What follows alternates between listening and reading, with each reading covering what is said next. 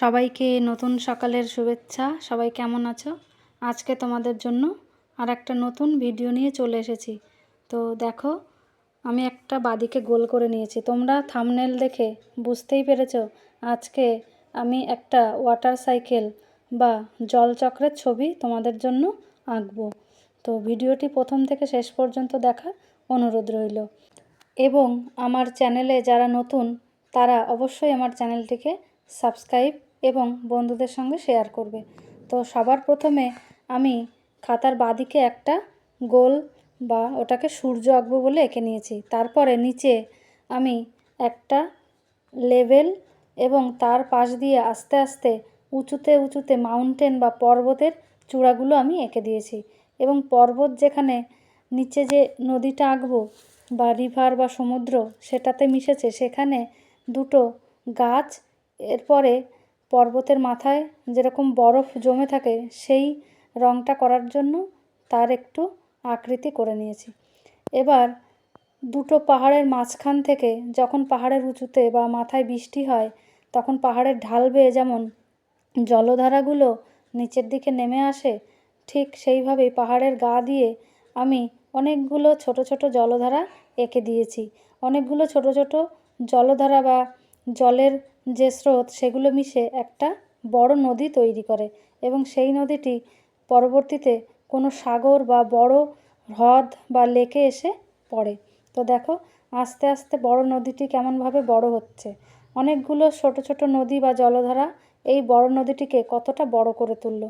এবার দেখো অন্যান্য যে পর্বতগুলো আছে তার মাথায় বা পাশ দিয়ে আমি ছোট ছোট জলধারা, মানে যেখান দিয়ে বৃষ্টির জল বা বরফ গলে যে জলটা আসে সেটা নিচে নামছে সেটা দেখানোর জন্য এঁকে দিয়েছি।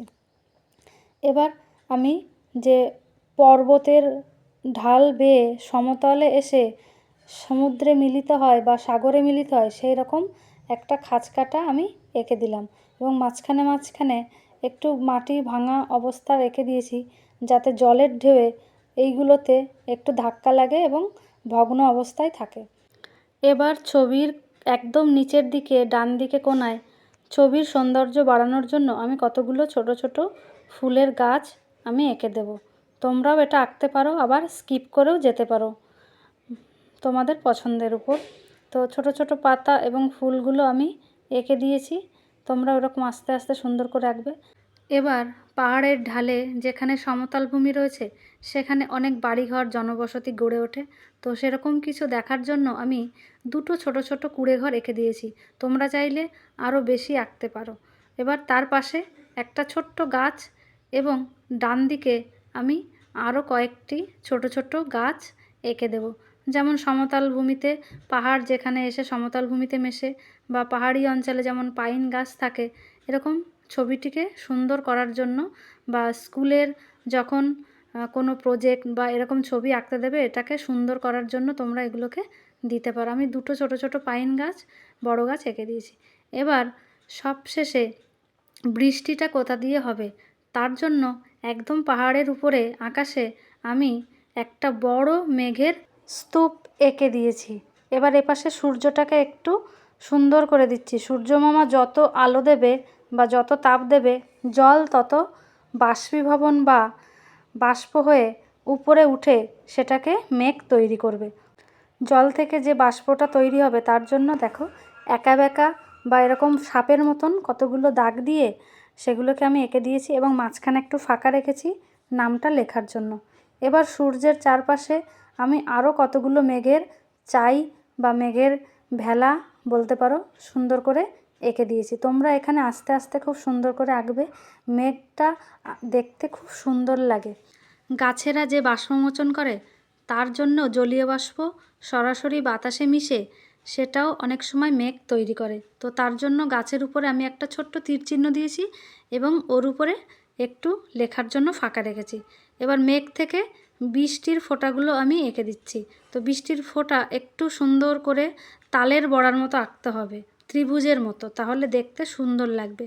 এবার চলে আসি, আমার স্কেচ করা হয়ে গেছে, এবার রং করার পালা। তো আমি এখানে পেন্সিল কালার করেছি, তোমরা চাইলে মোম রং দিয়েও করতে পারো। তো সবার আগে আমি সূর্য মামাকে আগে কালার করছি। তো সূর্যি মামা হলুদ এবং অরেঞ্জ দুটো রং মিশিয়ে দিলে দেখতে ভালো লাগবে, এবং যে আলোর ছটাগুলো এঁকেছি সেগুলোতেও সেম হলুদ এবং অরেঞ্জ কালার মিশিয়ে দিলে ভালো লাগবে। এবার সূর্য মামা আঁকা হয়ে গেছে। এবার হালকা অ্যাশ কালার দিয়ে আমি মেঘের চারদিকটা একটু কালো করে দিলাম। এবার যে মেঘ থেকে বৃষ্টি হয় সেই মেঘটি কালো রঙের দেখতে হয়, তো সেই জন্য দেখো এই মেঘটিকে একটু হালকা ছাই ছাই কালার করে দিলাম। আর যে মেঘগুলো সবে তৈরি হয়েছে সেখানে আমি হালকা নীল রং করে দিচ্ছি। এই দেখো, তো প্রথমে একটু হালকা করেছিলাম, তারপরে আস্তে আস্তে আর একটু ডিপ করে দিলাম। এবার বৃষ্টির ফোঁটাগুলোকে আমি যেমন হয় নীল রং করে দিচ্ছি জলের মতো। বৃষ্টির ফোঁটার মাঝখানে আমি একটু ফাঁকা রেখেছি, ওখানে কিছু একটা লিখবো বলে। এবার যেমন পরপর স্টেপ বাই স্টেপ আস্তে আস্তে আমি জলের যে ধারাগুলো বয়ে আসছে পাহাড় থেকে সেখানে আমি আস্তে আস্তে নীল রং করব। দেখো সরু সরু জলধারাগুলো দেখতে ডিপ কালার লাগছে। নদীটি যখন আস্তে আস্তে একটু বড় হয়ে গেল তখন দেখো জলের রঙটা খুব সুন্দর ফুটে উঠেছে। এবার এপাশে আমি যে বড় সমুদ্র বা সাগর রেখেছিলাম সেটাকে নীল রং করে দিয়েছি হালকা কালার, এবং মাঝখানে একটু ফাঁকা রেখেছি ওখানে কিছু একটা লিখবো বলে। তো এবার দেখো, এবার পাহাড়ের নিচে যেখানে উপরে তো বরফ জমেছিল নিচটা আমি একটু হালকা ছাই ছাই রং করে দিলাম দেখতে ভালো লাগার জন্য, সৌন্দর্যের জন্য। যে কোনো ছবি তুমি যদি যেমনই আঁকো না কেন সৌন্দর্য বা দেখতে ভালো লাগে তাহলে সেটা সবার মন জয় করে নেয়। তো এবার গাছগুলোকে রং করার পালা। তো গাছের গুঁড়িগুলো ব্রাউন কালার এবং পাতাগুলো সবুজ কালার। তো দেখো প্রথমে দুটো গাছ হয়ে গেছে, তারপরে একে একে সব গাছগুলোকে আমি সবুজ রং করে দেব। এই দেখো পরপর হয়ে গেল। এবার গাছের নিচে যে ছোট ছোট ফুল গাছ এঁকেছিলাম সেগুলোকে আমি আস্তে আস্তে সবুজ কালার করে দিলাম।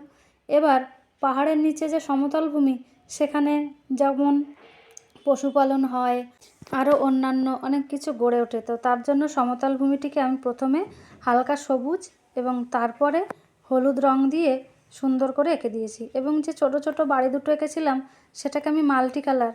তো এটা তোমরা তোমাদের ইচ্ছা মতো যেমন খুশি তেমন রং করতে পারো, এমন করবে যাতে দেখতে ভালো লাগে, চোখে লাগে যে ওখানে দুটো ছোট ছোট বাড়ি রয়েছে। বাস হয়ে গেল।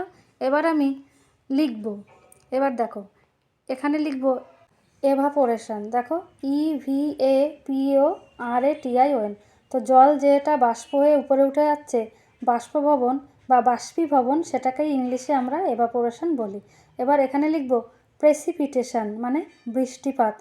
এই যে এবার লিখব গাছ থেকে যেটা বাষ্পমোচনের সাহায্যে গাছ বাষ্প উপরে তুলে দিচ্ছে সেটাকে বলে ট্রান্সপিরেশন।